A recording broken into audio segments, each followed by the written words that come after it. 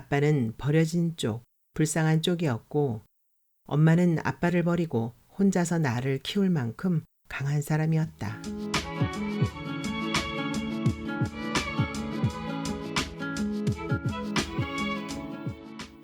엄마에게 애인이 있었으면 좋겠다. 문진영. 끈질기네요. 주방 밖으로 고개를 빼꼼 내밀고 동태를 살피던 알바생 찬영이 말했다. 마감을 알리는 노래가 3번이나 반복해서 흐르고 있는데도 마지막 손님들은 자리에서 일어날 생각이 없어 보였다. 레스토랑은 밤 10시에 문을 닫는데 정각까지 버티는 손님은 흔치 않다. 나는 무전기에 인이어를 뺐다. 알바생들이 주방 카운터에 기대 남은 피자를 집어먹고 있었다. 나도 하나 집어먹었다. 생맥주를 2잔 내려 나누어 마셨다. 안쪽 주방은 마감이 끝나가는 것 같았다. 기태가 모자를 손에 쥐고 탈의실 쪽으로 빠져나가는 게 보였다. 나는 알바생 2를 먼저 탈의실로 보내고 피자 접시와 맥주잔을 씻었다. 간다. 홀을 향해 달려나간 찬영이 손님들에게 큰 소리로 인사하는 게 들렸다. 주머니 속에 휴대폰이 또다시 진동했다. 아빠였다. 손에 물기를 닦고 통화 버튼을 누르려는 순간 전화가 끊겼다. 부재중 전화가 5통에 와 있었다. 내일 치우자. 나는 찬영을 향해 소리쳤다. 대충만 해놓을게요. 찬영이 큰 소리로 대답했다.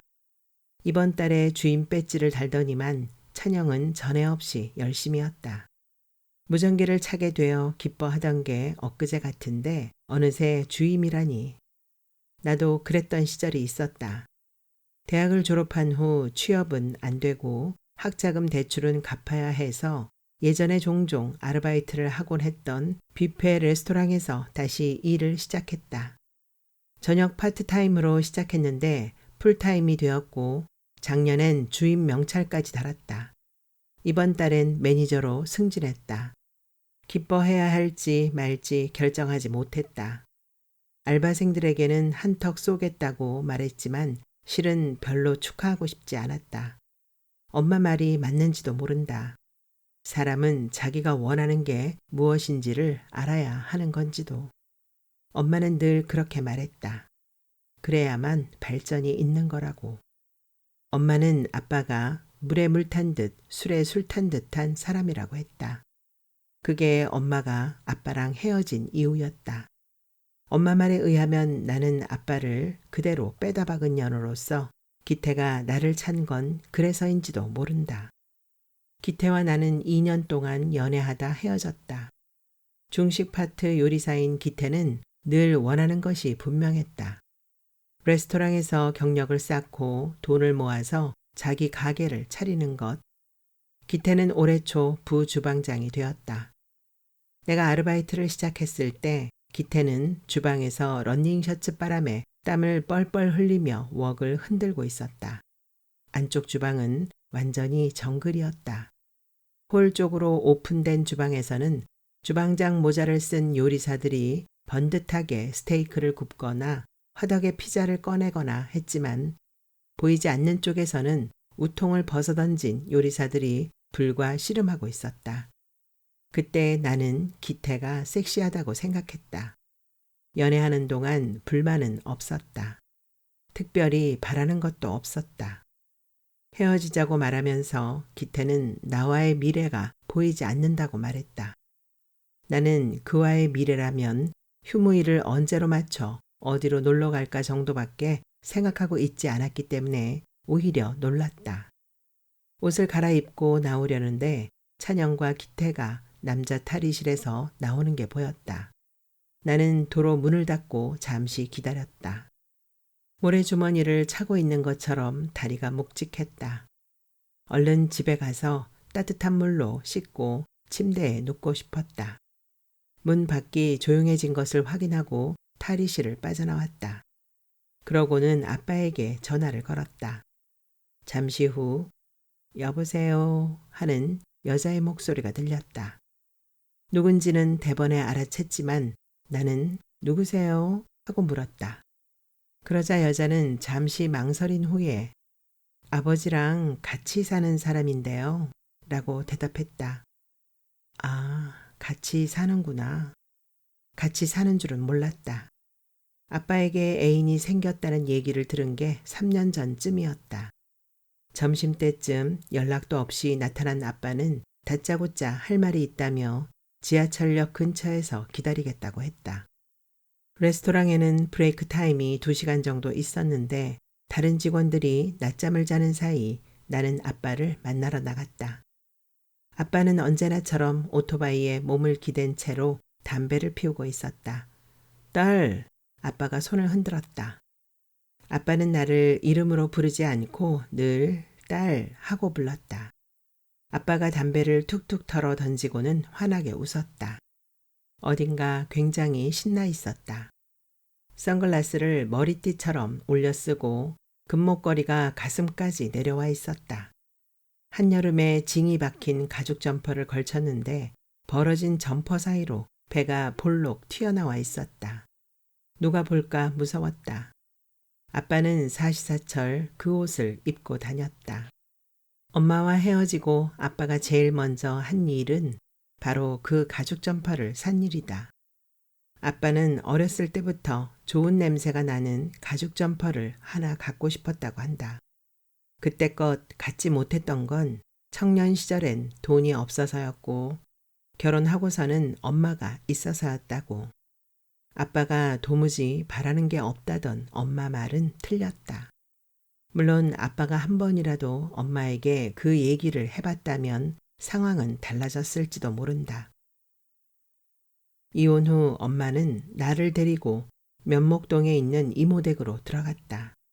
그리고 이모네 부부가 운영하는 백반집에서 일을 시작했다.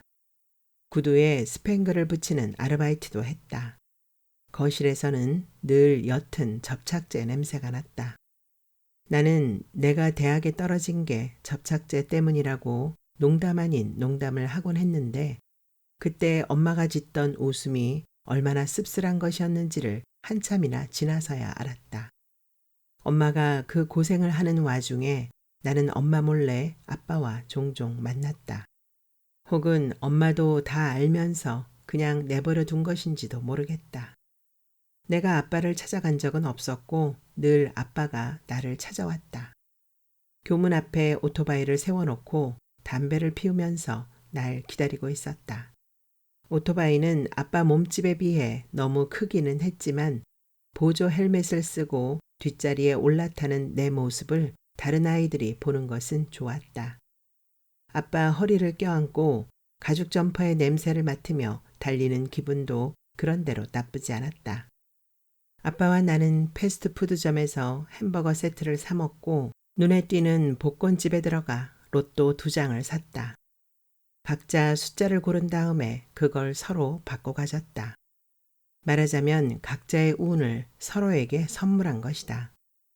별 소식이 없었던 걸 보면 내가 고른 숫자들은 당첨된 적이 없는 모양이었고 아빠가 골라준 숫자들도 마찬가지였다.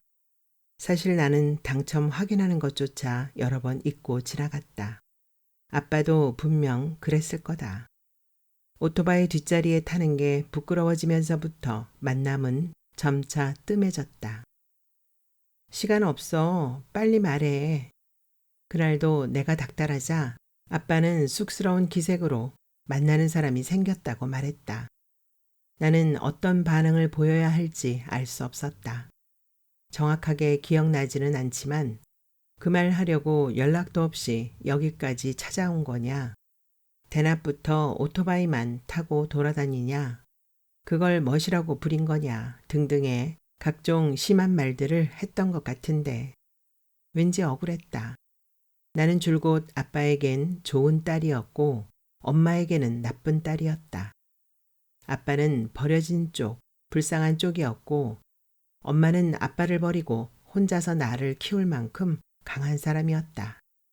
그래서 마음껏 나쁜 딸 노릇을 했는데 엄마는 내가 왜, 뭐, 그냥 이란 말 외에는 하지 않았던 중학생 시절도 대학 입시에 실패한 뒤 목 위에만 18개의 피어싱을 했던 20살 시절도 버티었다. 그러고 보니 그때 아빠는 내게 뭐라고 했던가. 자기도 귀를 뚫고 싶다고 했다. 바라는 게 없다던 아빠는 오토바이도 있고 애인도 있는데 정작 엄마는 그냥 식당 아줌마가 되어 있었다. 바라는 거라곤 없을 것 같은, 처음부터 그랬고 앞으로도 그럴 것 같은 아줌마가. 그날 아빠는 상처 입은 사슴 같은 얼굴을 하고 잔뜩 풀죽어 돌아갔다. 떠나기 직전에 아빠가 내 손에 뭔가를 쥐어주며 이번엔 아빠 혼자 2장 샀어 하고 말했다. 아빠가 떠나고 손에 있는 종이를 펼쳐보니 로또 복권이었다. 그 주말 나는 처음으로 로또 4등에 당첨되었다. 당첨금으로 아빠에게 맛있는 걸 사주고 싶었지만 연락할 자신이 없어서 그냥 찜해 놓았던 운동화를 샀다. 그 뒤로는 아빠와 단 한 번도 만나지 않았다. 아빠의 애인을 상상하기보다는 아빠를 미워하느라 시간을 보냈고 그런 감정도 무뎌진 와중에 여자의 목소리를 들으니 묘한 기분이 들었다. 너무 놀라지는 말고 들어요. 수화기 너머에서 여자가 말했다. 나긋나긋한 목소리였다. 아빠가 가슴 통증으로 응급실에 실려갔다가 1시간 전에 수술실에 들어갔다고 했다. 심각한 거예요? 내가 묻자. 별일이야 없겠지만 그래도 한번 들렸다 가면 아빠가 좋아할 것 같아요. 하고 여자는 말했다. 말투가 차분해서 나 역시 별 동요는 없었는데 전화를 끊고 나니 엘리베이터가 출발할 때처럼 짧은 메스꺼림이 지나갔다. 나는 어두운 빌딩 입구에 잠시 멍하니 서 있었다. 휴대폰으로 심근경색을 검색해 보았다. 3명 중 1명은 병원에 도착하기 전에 죽는다는 기사가 있었다. 아빠가 혼자 있지 않은 건 다행이라고 생각했다. 빨리 출발해야 하는데 이상하게 발이 안 떨어졌다. 터미널은 지하철로 대6 정거장만 가면 되는데도 억만광년 멀리 있는 것처럼 느껴졌다. 그때 차 한 대가 주차장에서 빠져나오더니 내 앞에 멈췄다. 기태였다. 기태는 창문을 내리더니 말했다. 안 가고 뭐 하고 있어? 이제 가야지. 내가 대답했다. 무슨 일 있어? 기태가 물었다. 아니야. 잘 가. 그러자 기태는 대꾸 없이 엑셀을 밟았다. 나는 기태의 차가 멀어지는 것을 바라보며 걸음을 뗐다. 그때 갑자기 기태의 차가 후진해 왔다.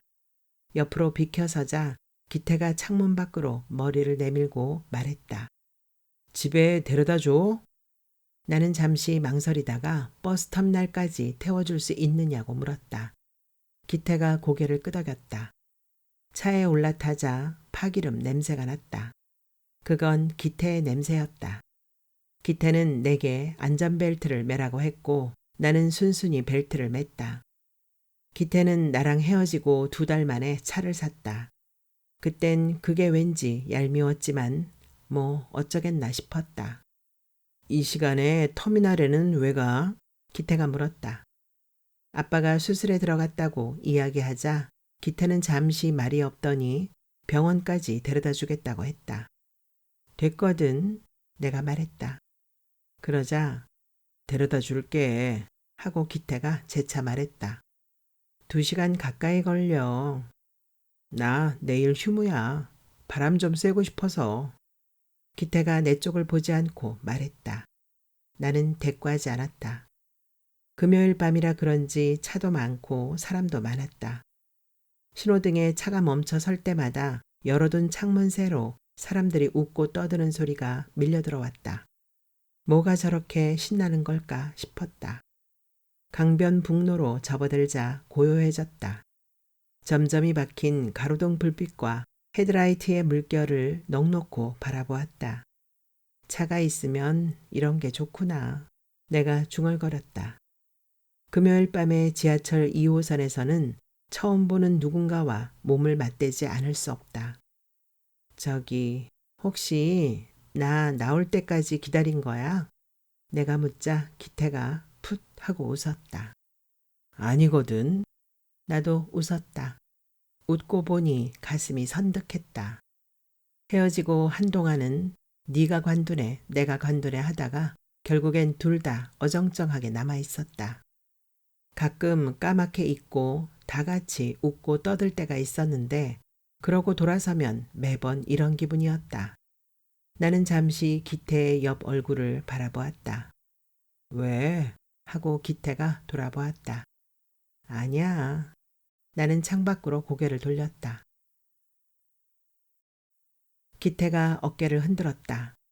눈 떠보니 병원 주차장이었다. 휴게소에서 우동 사주려고 했는데 내가 잠긴 목소리로 말했다. 우동은 무슨 우동이야. 빨리 들어가 봐. 나는 차에서 내려 문을 닫으려다가 차 안으로 머리를 들이밀고 말했다. 운전 조심해. 기태가 들어가라고 손짓했다. 병원 현관에 들어서다 말고 뒤를 돌아보았다. 기태의 차가 아직 주차장에 있는 게 보였다. 벽에 걸린 커다란 시계는 새벽 1시를 가리키고 있었다.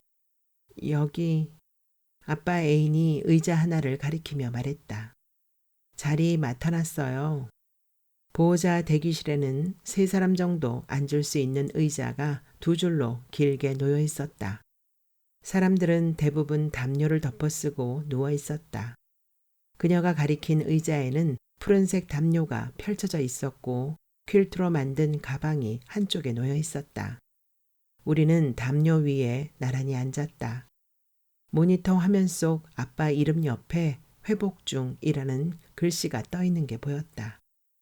그녀는 수술이 시작되자마자 차를 몰고 집에 가서 담요랑 세면도구를 챙겨왔다고 했다. 혹시라도 수술이 빨리 끝날까봐 땀을 뻘뻘 흘리며 갔다 왔더니 겨우 30분밖에 안 걸렸고 그 뒤로 4시간 반을 기다렸다고. 그렇게 말하고는 입을 가리면서 조용히 웃었다. 우리 엄마는 웃을 때마다 옆에 있는 사람 등짝을 내리치는데 버스 타고 왔어요? 약간 상기된 얼굴로 아빠 애인이 물었다. 그러려고 했는데 나는 잠시 망설이다가 대답했다. 친구가 차로 태워다 줬어요. 좋은 친구네요. 아빠 애인이 눈가에 주름을 만들며 웃었다. 화장기 없는 얼굴에 옅은 주근깨가 흩어져 있는데 그래서 오히려 젊어 보이는 느낌이었다. 또래 아줌마들에 비하면 몸매도 날씬했다.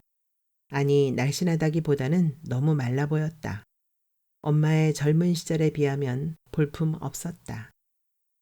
수술 안내판 옆에 있는 모니터에서는 텔레비전 뉴스가 음소거된 채 흘러나오고 있었다. 무슨 말을 해야 할지 몰라서 나는 한동안 뉴스 화면만 열심히 들여다보았다. 아빠 애인이 내 얼굴을 흘끗흘끗 쳐다보는 게 느껴졌다. 한참 만에 그녀가 말했다. 드디어 만나게 돼서 반가워요. 나는 어색하게 웃으며 저도요 했다. 눈이 마주쳤다. 나는 얼른 시선을 피했다. 아빠가 정민 씨 얘기를 정말 많이 해요. 그녀가 말했다. 편하게 부르세요. 내가 말했다. 아빠 애인이 웃으며 자기를 아줌마라고 부르라고 했다. 나는 고개를 끄덕였다. 보고 싶어 했어요. 좀 바빴어요. 하고 우물쭈물 하다가 나는 화제를 돌려 아빠가 오토바이를 계속 타냐고 물었다. 그럼요. 아줌마가 고개를 끄덕였다. 주말마다 같이 타러 다녀요. 아줌마도요? 네, 우리 동호회에서 만났잖아요. 몰랐구나. 아줌마가 웃었다. 나는 놀라서 입을 해벌리고 있었다. 모임 끝나고 각자 바이크 타고 집에 가는데 아빠가 계속 저를 따라오는 거예요. 저 아저씨가 날 좋아하나 생각했는데 알고 보니 같은 동네에 살더라고요. 나는 푹 하고 웃었다가 얼른 표정을 지웠다. 한 번은 내가 아파트 주차장에서 후진하는 차하고 살짝 부딪혔어요. 그때 바이크에 걸려서 발목이 부러졌거든요. 그래서 여기 철심을 넣었어요. 아줌마가 발목을 가리키며 말했다. 난 오랫동안 혼자 살아서 혼자 입원하고 수술받고 했는데 깨어나 보니까 아빠가 있더라고요. 퇴원할 때까지 같이 있어줬어요. 그게 고맙고 좋더라고요. 그래서 그 뒤로 내가 쫓아다녔어요. 아줌마가 수줍게 웃었다. 언제부터 같이 사신 거예요? 내가 물었다. 1년쯤 됐나? 그녀는 잠시 망설이더니 말했다. 그때가 토요일이었는데 갑자기 아빠가 복권을 사야 한다면서 편의점에 들어가는 거예요. 그러더니 숫자를 골라달래요. 그래서 골라줬죠. 편의점에서 나와서는 갑자기 그걸 나한테 주면서 이게 당첨되면 같이 살자고 하더라고요. 그게 그날 5,000원 당첨됐어요. 그때 모니터의 글씨가 중환자실 이동 중으로 바뀌었다. 그걸 보고 아줌마가 잠깐만요 하고 자리를 떴다. 복권을 나눠 갖는 건 아빠랑 나만의 일이라고 생각했기 때문에 잠깐 배신감이 들기는 했지만 아빠의 로맨틱한 모습을 상상하니 웃음이 났다. 아빠는 쑥스러우면 콧구멍이 커진다. 그날 복권을 건네던 아빠의 콧구멍은 얼마나 컸을까. 잠시 후 나타난 아줌마가 미안해하며 말했다. 내일 오라고 할 걸 그랬어요. 면회를 11시에나 할 수 있대요. 중환자 대기실로 옮겨야 하는데. 나는 집에 가서 한숨 자는 게 좋겠다고 그녀는 말했다. 괜찮다고 해도 소용이 없었다. 결국 나는 택시를 타고 집으로 가기로 했다. 밥솥에 밥이 있을 거예요. 냉동실에 곰탕 얼려놓은 것도 있으니까 아침에 꼭 챙겨 먹어요. 아줌마가 말했다. 택시 안에서 아빠가 깨어날 때까지 곁을 지킬 사람이 더는 나도 엄마도 아니라는 생각을 하니 이상한 기분이 들었다. 마당에 들어서자 개 한 마리가 웡웡 짖었다. 잡종 발발이었는데 몸집이나 생김새가 어릴 적 키웠던 개와 비슷했다. 아빠가 동네 고물상 집에서 얻어온 새끼 강아지였다.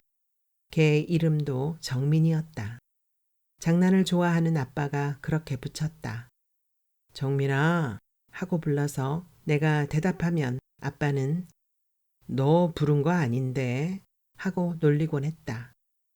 나한테는 줄곧 딸 하고 부르면서 자기가 고르고 골라 지은 이름은 개 부르는 데 쓴다고 투덜거렸던 기억이 난다.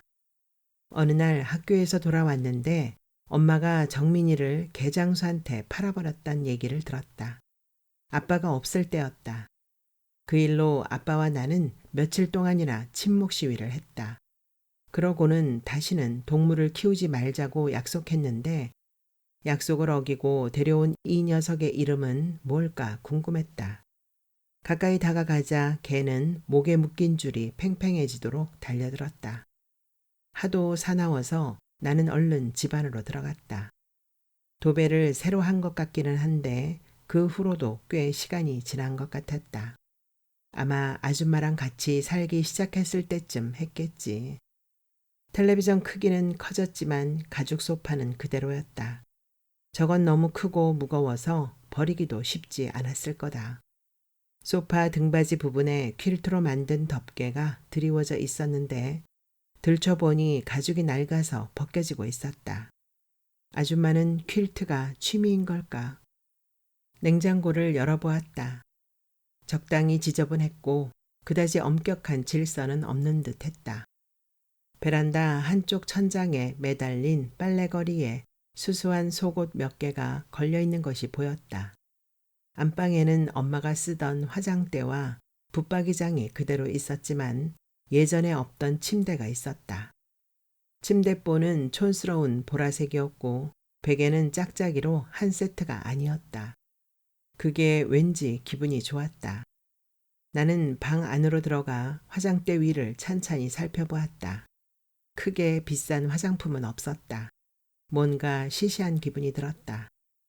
마지막으로 나는 떠나기 전까지 내가 썼던 방문을 열어보았다. 매운 냄새가 코를 찔렀다.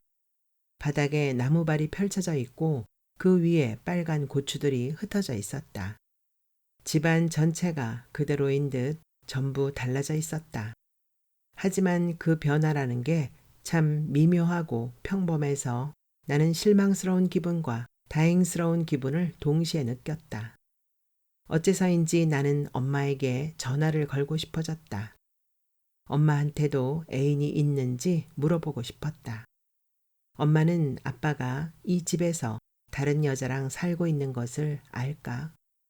엄마가 고른 벽지가 다른 벽지로 덮이고 딸내미가 고등학교 때까지는 쓸 줄 알았던 방에서는 고추가 말라가고 있다는 사실을, 공장과 집의 뼈대가 세워지는 것부터 지켜보며 인부들에게 잔소리깨나 했을 게 분명한 엄마가 차근차근 대출금을 갚아나가는 게 사는 낙이었다던 엄마가 어떻게 이 모든 걸 그냥 내버려 두고 떠날 생각을 했을까?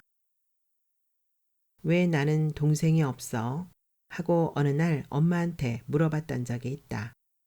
그러자 엄마는 아빠와 자식을 하나 더 낳는 것을 원하지 않았다고 했다.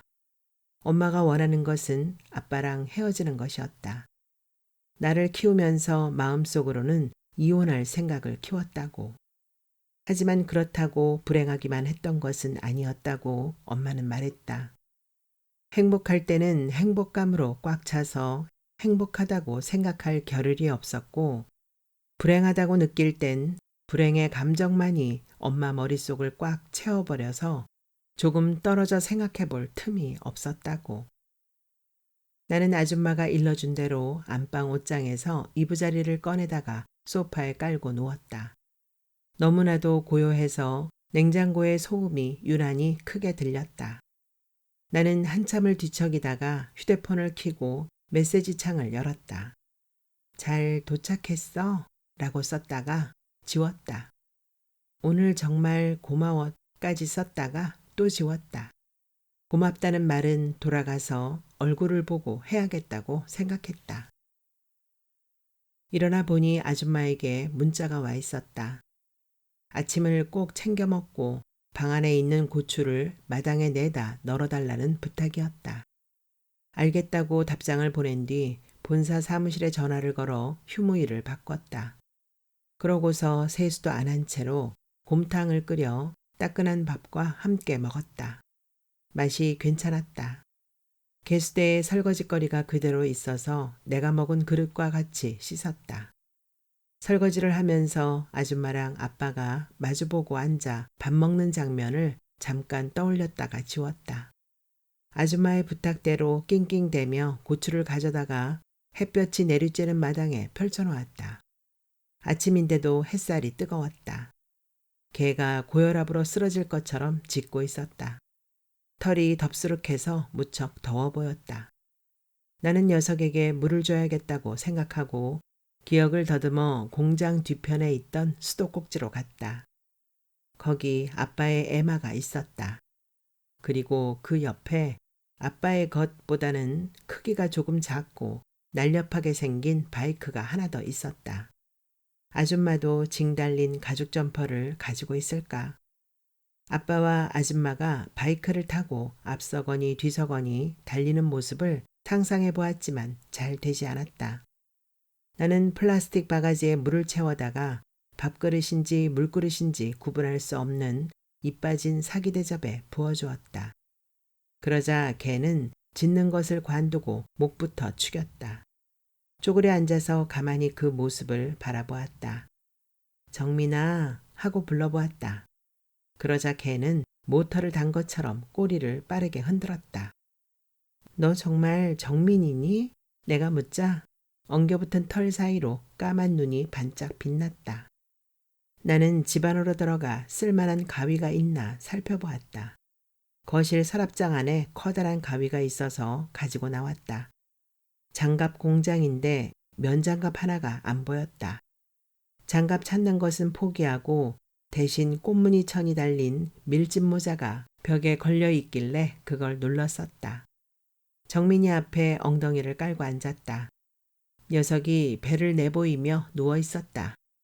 나는 정민이의 앞머리를 조심스럽게 잘라주었다. 눈곱을 떼주고 덩어리처럼 엉킨 털도 군데군데 잘라내주었다. 그것만으로도 시원한지 녀석은 가뿐하게 몸을 털었다. 나는 손을 씻고 슬리퍼를 끌며 공장 주변을 둘러보았다. 간판을 대신해 공장벽에 쓰여 있는 칠성 장갑 글씨는 흐려질 대로 흐려지긴 했지만 그대로 있었다. 박스를 펼쳐 연필로 대강 글자를 쓴 뒤 모양대로 오려내고 그걸 벽에 대고 초록색 라커를 뿌린 것이었다. 완전 주먹구구식이었구나. 그땐 몰랐는데 이제 보니 그랬다. 엄마는 저걸 보고 얼마나 속이 터졌을까. 공장 문은 굳게 잠겨 있었다. 아빠가 잠시 없다고 문을 닫을 필요까지는 없을 텐데 의아했다. 나는 오랜만에 공장에 한번 들어가 보고 싶었다. 엄마는 위험하다면서 들어가지 못하게 했지만 어릴 적 나는 공장 안에 가득 차 있는 먼지 냄새가 좋았다. 기름 냄새와 고무 냄새가 한데 섞인 어딘가 유해한 그 냄새. 장갑 기계가 돌아가는 모습은 정말 신기했다. 장갑을 비닐로 자동 포장하는 기계도 있었다. 그때 내게는 그 기계들이 꼭 최첨단 로봇같이 보였다. 그렇다고 사람 손이 필요하지 않은 것은 아니었다. 장갑의 목 부분을 마무리하고 불량품을 골라내고 포장된 장갑을 한데 묶고 그것을 또다시 박스로 포장하고 배달하는 모든 과정에 사람이 필요했다. 기억으로는 당시 직원들이 10대 명은 되었던 것 같다. 공장 안은 늘 시끄러워서 얘기를 하려면 고래고래 소리를 질러야 했지만 그럼에도 언제나 활력이 넘쳤다. 기계들은 움직임을 쉬는 법이 없었고 어른들은 바쁘게 뛰어다녔다. 곁에 있으면 나에게도 활기가 전염되는 것 같았다. 그 부산스러움이라고는 온데간데 없이 사라진 공장을 보니 마음이 썰렁해졌다. 14년 만에 마주한 마을 풍경은 예전과는 아주 딴판이었다. 이맘때쯤이면 온 사방이 녹색 천지였는데 눈을 어디에다 두어도 짙푸른 산등성이가 보였었다. 그런데 지금 이곳은 완전히 아파트촌이 되어 있었다. 예전과 그대로인 것은 아버지의 공장과 오래된 주택 몇 채뿐으로 아파트에 의해 양쪽에서 서서히 포위되어 가고 있는 것처럼 보였다. 마을 한가운데 아주 작은 면적만이 오래된 스티커 자국처럼 불편하게 남아 있었다. 첫 번째 면회 시간은 이미 지났고 두 번째 면회 시간까지는 시간이 아직 조금 남아 있었다.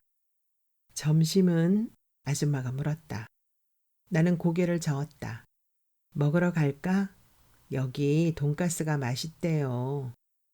아줌마가 반말과 존댓말을 섞어서 말했다. 나는 잠시 망설였다.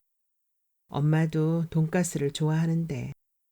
엄마는 본인도 식당에서 일하면서 파는 음식은 짜기만 하고 맛이 없다고 외식하는 걸 안 좋아했다. 하지만 유일하게 집 근처에 있는 왕 돈가스 집만은 좋아했는데 우리는 한 달에 한 번쯤은 거기 가서 왕 돈가스랑 쫄면을 시켜 먹었다. 그건 엄마와 나만의 것이었다. 나는 결국 좋다고 대답했다. 그러자 아줌마가 내 등에 살짝 손을 얹었다가 뗐다. 병원 지하 식당이 돈가스 맛집일 줄은 몰랐다. 나는 돈가스를 썰다가 말했다. 곰탕 맛있었어요. 그러자 아줌마가 그래요? 하고 수줍게 웃었다. 아빠 맛있는 거 너무 많이 해주지 마세요. 배에 너무 나왔던데. 내가 말했다. 그쵸? 하고 아줌마가 맞장구 쳤다. 금목걸이도 못하게 해주세요. 진짜 별로예요. 아줌마는 또 그쵸? 하고 대답하더니 그게 또 우스운지 입을 가리고 웃었다. 아줌마는 잘 웃는 사람인 것 같았다. 아빠에게 누가 있을 바에야 잘 웃는 사람이면 좋겠다고 생각했다. 쉽게 웃는 사람과는 행복하다고 느끼기가 좀 더 쉬울 것 같았다. 근데 난 이제 뭐 하지 말란 소리는 안 하려고요. 아줌마가 말했다. 왜요? 내가 되묻자 아줌마는 말했다. 이왕이면요. 하고 싶은 거 다 해보면 좋겠어요. 먹고 싶은 것도 다 먹고요. 담배는 끊었으면 좋겠지만 하고 아줌마가 덧붙였다. 저도 맨날 끊으라고 그랬어요. 말을 안 들어. 아줌마가 또 그쵸 하며 웃었다. 중환자실에 처음 들어가 보았다. 아빠 몸에 이런저런 게 잔뜩 달려 있어서 낯설었다. 아줌마 말에 의하면 아빠 심장은 수술하는 동안 멈춰 있었다고 한다. 인공 심폐기가 아빠의 심장을 대신해서 뛰었다고. 아빠 얼굴은 수척했고 입술이 군데군데 찢어져 있긴 했지만 표정은 편해 보였다. 딸, 그게 나를 본 아빠의 첫마디였다. 언제 왔어? 어젯밤에. 아줌마 만났어? 나는 고개를 끄덕였다. 아빠는 진짜 묻고 싶은 건 묻지도 않았으면서 대답을 기대하는 눈빛으로 나를 쳐다보았다. 좋은 분 같아. 아빠가 희미하게 웃었다. 아줌마랑 사니까 좋아? 아빠는 대답 없이 콧구멍만 벌렁거렸다. 그러는 걸 오랜만에 보니 좋았다. 수액이 꽂혀 있는 팔 안쪽에 동전만한 크기의 검푸른 멍이 있었다. 나는 거기 새끼손가락을 살짝 대보았다. 입원해 있는 동안 공장은 쉬는 거냐고 묻자 아빠는 아빠 이제 공장 안 해 하고 말했다. 공장 문을 닫은 지가 벌써 한참 전이라고 했다. 경기도 안 좋고 중국 수입품이 너무 싸서 경쟁이 안 되었다고 했다. 들어오는 주문도 없고 놀고 있을 수만은 없어 기계는 돌려도 재고만 쌓여가서 처치 곤란이었다고. 지금은 모 초등학교에서 학교 보안관을 하고 있다고 했다. 카우보이 모자 같은 것을 쓰고 누런 유니폼을 입는데 도저히 폼이 안 난다고. 금목걸이보단 낫겠지 하려다가 관두었다. 어쩐지 장갑이 하나도 안 보이더라. 장갑은 왜? 내가 정민이 머리를 깎아줬다고 말하자 아빠는 정민인지 어떻게 알았냐? 하며 웃었다. 뻔하지 뭐. 엄마와 내가 떠나고 집이 너무 조용해서 고물상 아저씨한테서 또 새끼를 얻어왔다고 했다. 딸, 엄마가 나 수술한 거 아냐? 아빠가 갑자기 물었다. 아니, 하고 나는 고개를 저었다. 알았으면 좋겠어? 내가 묻자 이번엔 아빠가 고개를 저었다. 있지, 나 그때 복권 4등 당첨됐어. 아빠 눈이 동그래졌다. 그래놓고 아무 말도 안 하냐? 치사하게. 그걸 누구 코에 붙여. 내가 다 썼어. 그러자 아빠는 아빠 이제 복권 안 산다 하고 말했다. 왜? 이제 안 사도 돼. 아빠가 대답했다. 가끔 놀러 와요 하고 아줌마는 말했다. 그렇게 될 것 같지는 않았지만 알겠다고 했다. 터미널에 가기 위해 택시를 불렀다. 아줌마가 주차장까지 배웅해 주었다. 택시 문을 열려고 하는데 아줌마가 손을 내밀었다. 나는 손을 잠깐 잡았다가 놓았다. 따뜻한 손이었다. 택시가 출발하고 잠시 후에 돌아보자 아줌마가 손을 흔들고 있었다. 나는 엄마에게 전화를 걸었다. 니는 살아있었냐? 엄마가 말했다. 뭐해? 하고 묻자 엄마는 손님이 없어서 이모랑 텔레비전 드라마 재방송을 보고 있다고 했다. 별일 없는지 물어도 대답이 도통 건성이었다. 드라마에 빠져 있는 게 분명했다. 수화기 너머로 어머머, 아이고 하며 추임새를 넣는 이모 목소리가 들려서 웃음이 났다. 엄마, 쉬는 날에 왕 돈가스 먹으러 갈까? 내가 물었다. 좋지. 엄마가 대답했다.